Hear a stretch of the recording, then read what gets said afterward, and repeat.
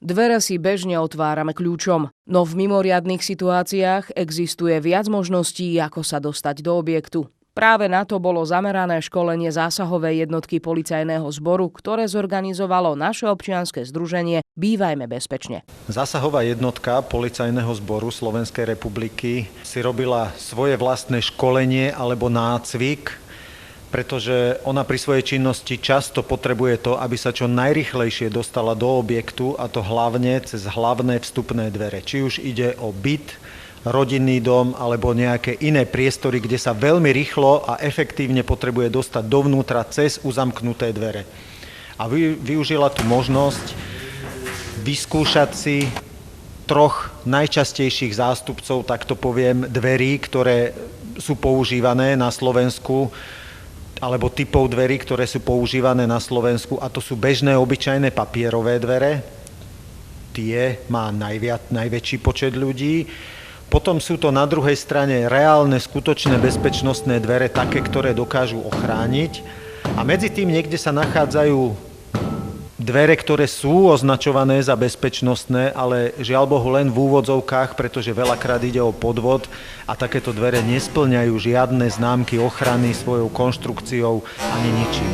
Takže 3 takéto typy dvere boli postavené vedľa seba a zásahová jednotka svojou technikou a svojimi skúsenosťami rovnakým spôsobom sa pokúšala dostať cez ne, tak aby ona sa niečo naučila, aby ona si natrénovala tento spôsob a na druhej strane vybrala najvhodnejší, najefektívnejší a najrýchlejší spôsob, ako sa cez jednotlivé takéto dvere dokáže dostať.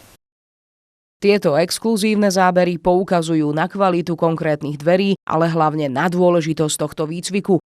Kukláči mali možnosť vyskúšať si rôzne spôsoby a metódy prekonávania dverí či techniku od jednoduchého vykopnutia cez baranidlo až po skutočné výbušniny. Hlavným rozdielom medzi otvorením obyčajných dverí je ten, že tieto dvere sú zložené z dreveného materiálu, je tam nejaká kostrá rám z dreva a na tom je nalisovaný sololit, kde výplň medzi sololitmi tvorí nejaký papier. U druhých dverí, nazývaných bezpečnostnými dverami, tieto dvere sú kovovej konštrukcie, vyzerajú ako bezpečnostné, ale tieto dvere sú slabej konštrukcie, slabých materiálov, takisto aj tá zárubňa je kotvená len zapenením, takisto ako u plastových dverí a okien.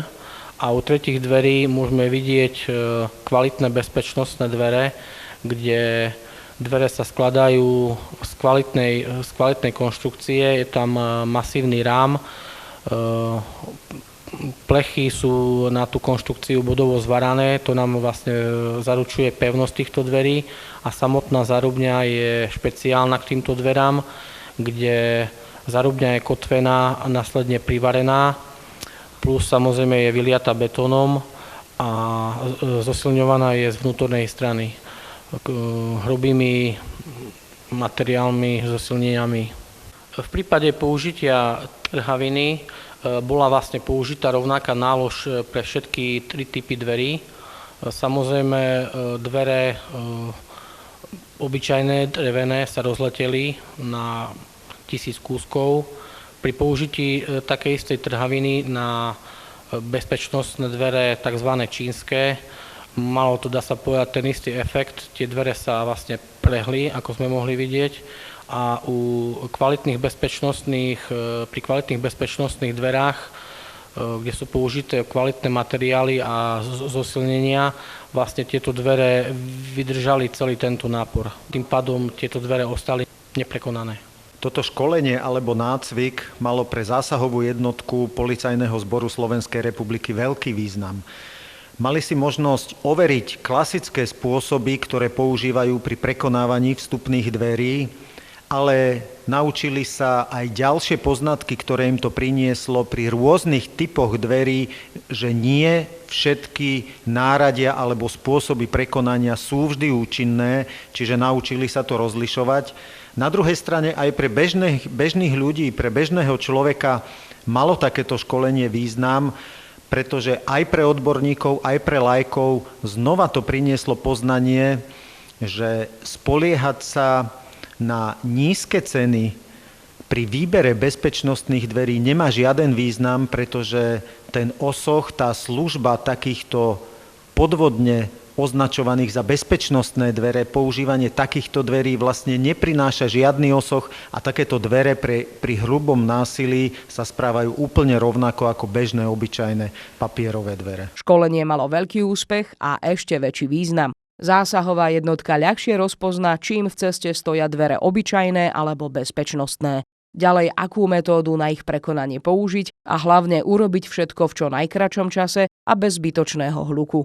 Za užitočnú skúsenosť to považujú aj naši partneri a aj my v občianskom združení Bývajme bezpečne, preto niečo podobné v budúcnosti určite ešte zorganizujeme.